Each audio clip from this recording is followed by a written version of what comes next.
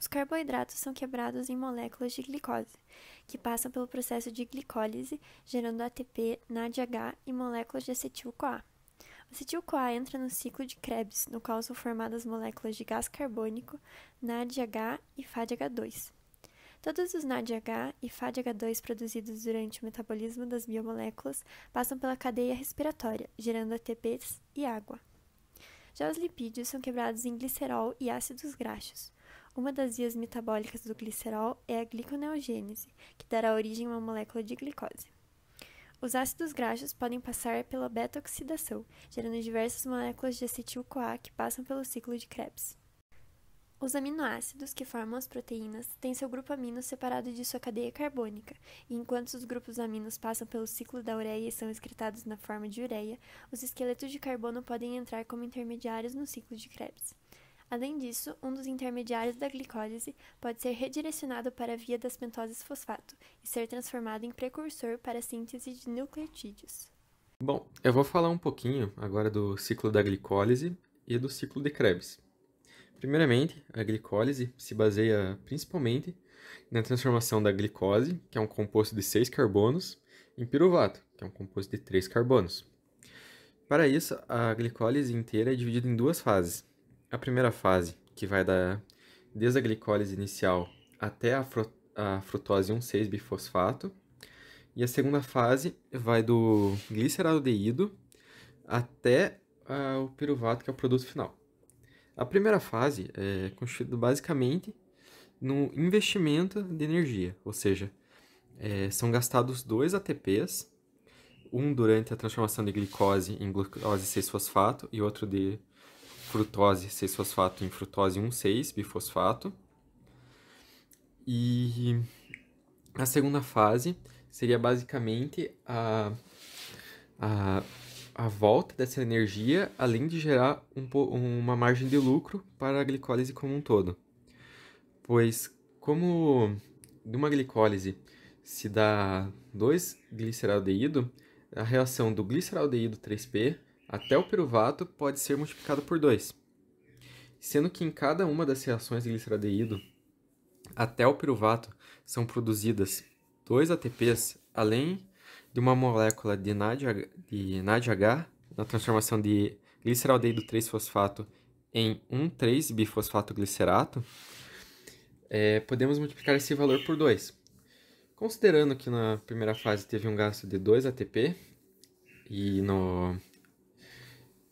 na segunda fase, contando 2 vezes o processo, que é a quantidade de vezes que ocorre, a gente vai ter um lucro total de 2 ATP por molécula de glicose, além da produção de 2 moléculas de piruvato e 2 moléculas de NADH.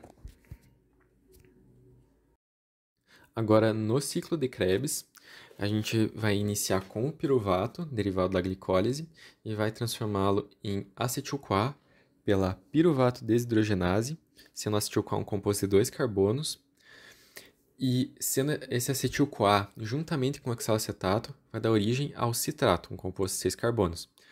Esse citrato já vai passar por vários passos intermediários e vai dar origem novamente ao oxalacetato. Ou seja, essa reação pode ser feita diversas vezes conforme adicionado acetil-CoA. E como resultado dessas reações, nós teremos 2 moléculas de CO2, uma molécula de GTP, uma molécula de FADH2 e 3 moléculas de NADH. Isso por molécula de acetil-CoA. Se adiciona também a molécula de CO2 e NADH produzida na transformação de piruvato e acetil-CoA. E com esses 2 ciclos, podemos até responder a questão 3, que é o porquê o corpo humano não consegue sobreviver apenas com carboidratos. Basicamente, ele não sobrevive apenas com carboidratos, porque, primeiro, configuraria assim um excesso de açúcares no sangue, o que pode levar a diversos problemas de saúde, além de haver deficiência de diversos componentes que o nosso organismo precisa, como os aminoácidos essenciais e o nitrogênio e os derivados deles, que pode ser obtido pela proteína. Sendo assim, é necessário ter uma dieta completa com carboidratos, gorduras, proteínas. Todas as moléculas de NADH e FADH2 produzidas nas etapas anteriores serão encaminhadas para a membrana interna da mitocôndria, onde ocorre a denominada cadeia transportadora de elétrons. Nessa etapa, os elétrons carregados por essas moléculas serão responsáveis por bombear íons de hidrogênio para o interior das cristas mitocondriais. O NADH irá fornecer 2 elétrons, tornando-se NAD+ após perdê-los. Eles serão responsáveis por bombear o H+ até a enzima ATP sintase. Primeiramente, irão adentrar via o complexo 1, bombeando um total de 4H+. O complexo 2 não participa desse processo, visto que ele só vai participar da produção de ATP junto com os elétrons provenientes do FADH2. Portanto, eles vão seguir até o complexo 3, bombeando mais 4H+. Posteriormente, um pouco mais enfraquecidos, vão até o complexo 4, bombeando apenas 2H+. E é aqui onde encontrarão o seu aceptor final, que é o oxigênio. Ao encontrar o oxigênio, vão formar água, seguindo até a matriz mitocondrial. Posteriormente, um H+ vai encontrar o fosfato inorgânico e, devido à diferença de carga entre as cristas e a matriz, vai ajudar ele a sair via carreador fosfato. Saindo na matriz, esse fosfato vai encontrar o ADP, porém ainda não vai formar o ATP, visto que para isso acontecer precisa da ação da enzima ATP sintase. Mas, para a ATP sintase agir, ela precisa que 3H+ passem por ela, e devido à diferença de carga citada no processo anterior, isso vai acontecer. Os 3H+ vão sentido a matriz mitocondrial, a enzima vai juntar o ADP com o fosfato inorgânico, formou ATP. 4H+ serão responsáveis por produzir um ATP. E visto que o par de elétrons do NADH bombeia um total de 10H+, cada NADH vai produzir um total de 2,5 ATP. Com o FADH2, o processo terá algumas diferenças. Os elétrons entrarão via complexo 2, portanto o complexo 1 não participará desse processo. E ao perder o par de elétrons, o FADH2 retornará à sua forma de FAD. Posteriormente, os elétrons seguirão até o complexo 3, onde serão bombeados 4H+, passando um pouco mais enfraquecidos ao complexo 4, bombeando somente 2H+. E é nesse complexo onde eles encontrarão o seu aceptor final, que é o oxigênio, formando a água. Tal água ela pode ser liberada nos processos de expiração, como também pode ficar no interior da célula. Posteriormente, os H+ no interior das cristas serão tentados a sair devido às diferenças de cargas, visto que a matriz mitocondrial possui uma carga negativa. E um desses H+ vai levar um fosfato inorgânico junto, passando pelo carreador fosfato. Chegando na matriz, esse fosfato vai encontrar um ADP, porém ainda não vai formar o ATP, visto que para esse processo precisa da ação da enzima ATP sintase. Para a enzima agir, ela precisa que 3H+ passem por ela. Esses 3H+ vão ser atraídos pela matriz, devido à carga negativa, e vão fazer a junção do ADP com o fosfato inorgânico, formando o ATP. Lembrando que 4H+ são responsáveis por formar um ATP. E visto que o saldo energético dos elétrons do FADH2 consegue bombear um total de 6H+, um FADH2 vai conseguir produzir 1,5 ATP. Portanto, o saldo final desse processo, considerando todas as moléculas de FADH2 e de NADH produzidas nos processos anteriores a esse, serão de 32 ATP. Mas o que acontece na ausência do O2? Com o aumento do H+ dentro da organela e para evitar a acidez da mitocôndria, os elétrons precisam se ligar ao oxigênio. Em sua ausência, a acidez comprometeria a síntese do ATP e, por consequência, as funções vitais do organismo. A gliconeogênese consiste na síntese de glicose a partir de compostos que não são carboidratos. Ela ocorre em momentos que a concentração de glicose no sangue encontra-se abaixo do comum e é essencial para sua manutenção em caso de jejum. O monossacarídeo pode ser sintetizado a partir de lactato, aminoácidos e glicerol. Os dois primeiros serão convertidos em piruvato e o último será convertido em hidroxiacetonofosfato. Devemos enfatizar que a gliconeogênese não é uma inversão da glicólise, pois algumas reações precisam de determinados desvios para acontecer. Partindo do piruvato, teremos o primeiro desvio. Nele, a molécula irá reagir com CO2, ATP e H2O, formando oxalacetato, que posteriormente vai reagir com GTP, formando enfim o fosfenolpiruvato e liberando CO2 e GDP como produtos secundários. Posteriormente, as reações seguintes serão as mesmas da glicólise, porém com sentido invertido.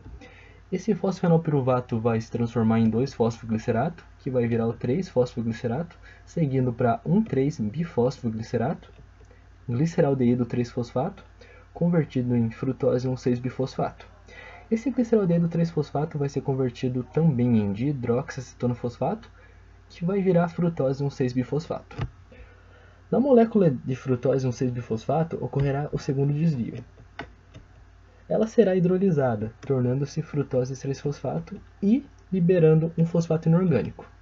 Posteriormente, essa frutose 6-fosfato vai virar glicose 6-fosfato, que vai sofrer outra hidrólise, configurando assim o terceiro desvio. Essa hidrólise vai liberar mais um fosfato inorgânico, formando, enfim, a glicose. Na via das pentoses fosfato, a glicose 6-fosfato, o intermediário da glicólise, sofre oxidação e descarboxilação, produzindo pentoses fosfato e reduzindo NADP+, em NADPH. A ribose 5-fosfato, produzida por essa via, é um precursor para a síntese de nucleotídeos e ácidos nucleicos, ou seja, DNA e RNA. Já o NADPH fornece a força redutora para as reações biosintéticas e ameniza os efeitos prejudiciais dos radicais livres gerados pelo oxigênio nas células. Essa via é dividida em duas fases. A primeira fase é formada por duas oxidações que transformam a glicose 6-fosfato em ribose 5-fosfato e reduzem NADP+ a NADPH. A segunda fase é formada por etapas não oxidativas que transformam as pentoses fosfato novamente em glicose 6-fosfato, com a ajuda das enzimas transcetolase e transaldolase, para que o ciclo possa recomeçar. O destino da glicose 6-fosfato para a via glicolítica ou para a via das pentoses fosfato é determinada pelas necessidades das diferentes células em determinados momentos e pelas concentrações relativas de NADP+, e NADPH. Por exemplo, se a concentração de NADPH está muito elevada, o fluxo de glicose 6-fosfato para a via das pentoses fosfato diminui. Síntese de ácidos graxos. Esse processo ocorre principalmente no fígado e acontece quando há energia de sobra, ou seja, alta concentração de ATP e acetil-CoA. O acetil-CoA, presente dentro da mitocôndria, não consegue de lá sair. Com isso, reage com o oxaloacetato, dando origem à coenzima A e ao citrato. O citrato consegue atravessar as membranas mitocondriais e fica disponível no citosol. Já no citoplasma, o citrato se converte em acetil-CoA. O acetil-CoA pode percorrer dois caminhos, podendo se converter em malonil, processo mediado pela enzima acetilcarboxilase, cuja regulação é dada pela concentração de citrato. Outra possibilidade é a do acetil-CoA apenas perder sua coenzima A e converter-se em acetil. Tendo esses dois produtos, uma série de reações ocorrem juntando os dois compostos em uma espécie de ácido graxo.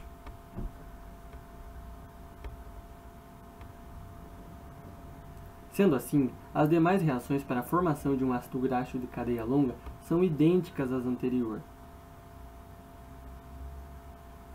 Ou seja, adicionando malonil na molécula pré-existente, obtém-se um produto com 2 carbonos a mais que o anterior. Esse processo pode acontecer inúmeras vezes, dependendo do tamanho do ácido graxo a ser formado. Síntese de colesterol. Assim como na síntese de ácidos graxos, a síntese de colesterol tem início com o aumento da concentração de ATP e de acetil-CoA.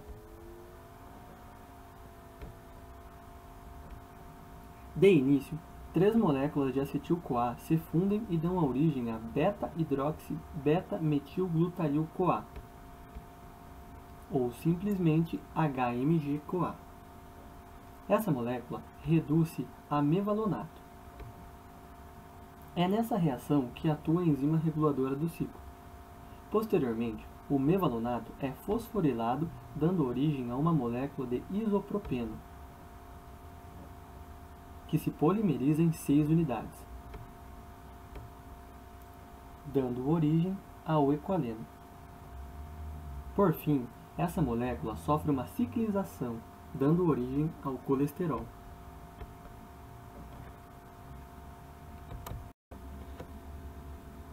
Oxidação de triglicerídeos. Pronto! A síntese de lipídios para o armazenamento de energia nós já sabemos. E agora, como fazemos para utilizar essa energia armazenada? Basicamente, esse processo acontece com a quebra dos triglicerídeos. Um triglicerídeo é composto por um glicerol e 3 ácidos graxos. Através da enzima lipase, essas subunidades são divididas e seguem caminhos diferentes. O glicerol converte-se em dihidroxiacetona, que pode ser usada através da gliconeogênese para gerar glicose e através da glicólise para gerar piruvato. Já o ácido graxo é uma molécula de cadeia longa, passa por um ciclo para a sua oxidação. Esse ciclo é denominado beta-oxidação. O ácido graxo recebe uma coenzima A, convertendo-se em acil-CoA. Após uma série de reações, essa molécula perde uma estrutura de 2 carbonos, o acetil-CoA. Com isso, há a produção de energia. Porém, por ser de cadeia longa, o acil-CoA ainda não foi totalmente reduzido. Apenas está com 2 carbonos a menos que antes. Sendo assim, essa molécula repassa por esse ciclo até chegar em um estado que não consegue mais ser oxidado. Na última passagem do ciclo, a molécula segue 2 rumos diferentes, a depender da quantidade de carbonos restantes. Caso a quantidade seja par, a última passagem pelo ciclo gerará 2 acetil-CoA. Por outro lado, se seu número de carbonos for ímpar, ao invés de produzir 2 acetil-CoA, formará um acetil-CoA e um propanil-CoA, composto com 3 carbonos que se converterá em succinil-CoA, que se dirige ao ciclo de Krebs. Embora a beta-oxidação produza uma quantidade significativa de energia, para nós seria inviável somente essa via para a manutenção energética de nosso corpo.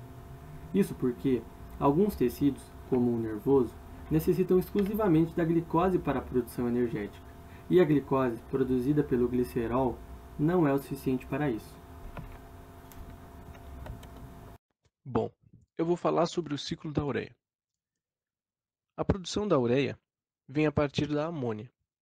A amônia é uma substância tóxica produzida pela síntese de proteínas e deve ser eliminada do nosso corpo. Esse processo irá ocorrer no fígado, sendo transportada pela corrente sanguínea, posteriormente captada nos rins e excretada pela urina. A amônia ela é muito tóxica, então não faria sentido armazenar ela. A ureia é bem menos tóxica, então poderíamos armazenar um pouco antes de excretar tudo, para não haver intoxicação. Dentro do ciclo, existem 2 processos: o processo de transaminação e o de desaminação. O de transaminação ocorre no fígado e consiste na primeira etapa no catabolismo da maioria dos L-aminoácidos, de forma que se retire os grupos alfa-amino, processo efetivado por enzimas denominadas aminotransferases. Já o processo de desaminação, o qual também ocorre no fígado, compreende a etapa em que o nitrogênio é retirado do glutamato pela enzima glutamato desidrogenase, gerando a amônia oxidativa. E com isso, essa amônia oxidativa vai adentrar nas 5 reações que eu vou falar agora. Na primeira reação, ocorre a união do grupo amônia com bicarbonato, reação catalisada pela enzima carbamoil sintetase, com a utilização de 2 moléculas de ATP, dando origem ao composto carbamoil fosfato. Já na segunda reação, ainda na mitocôndria, ocorre a reação de união do grupo carbamoil fosfato a uma molécula chamada ornitina. Essa reação gera composto chamado de citrulina catalisada pela enzima ornitina transcarbamolinase. A citrulina que acabou de ser produzida é exportada para o citoplasma para dar continuidade ao ciclo. Na terceira reação, a citrulina, ao chegar ao citoplasma, é ligada ao aspartato, com ação de enzima arginosuccinado sintetase, dando origem à molécula de arginosuccinato, com a utilização de uma molécula de AGP. Na quarta reação, ocorre a quebra da molécula de arginosuccinato, catalisada pela enzima arginosuccinato-líase. Essa reação gera o aminoácido arginina e libera uma molécula de fumarato. Na quinta reação, e última, é a última etapa do ciclo da ureia. Ela consiste na quebra da arginina, catalisada pela enzima arginase, sendo convertida em ureia e liberando a molécula de ornitina, que torna a penetrar na mitocôndria para uma nova participação a começar da segunda etapa do ciclo. A ureia é transportada pela corrente sanguínea em direção aos rins, local onde será filtrada e excretada juntamente com a urina.